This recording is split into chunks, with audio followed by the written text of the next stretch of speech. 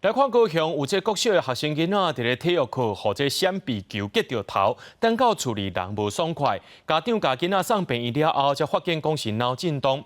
家长是非常的不满，认为这体育老师敢若写联络簿简单交代，无甲囡仔随送去保健室检查，要求教育局着爱查。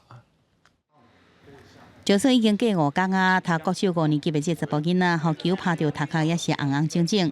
更加互家长无法度接受的是，学校体育老师这处理的态度。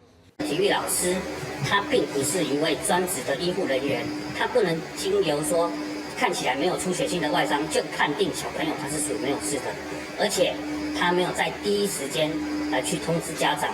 起因是顶礼拜5，这查甫囡仔伫学校上体育课拍闪避球，互同学用球攻到头壳。也过体育老师当时敢若叫这囡仔去洗面，无送往保健室去检查。联络簿顶面也写讲是囡仔无闭好，目镜闭起，一直到囡仔转去甲家长讲头壳型像要吐，叫医生看就知影讲是脑震荡。这个部分可以再更严谨一点，就是说，我们因为本身老师并非那个。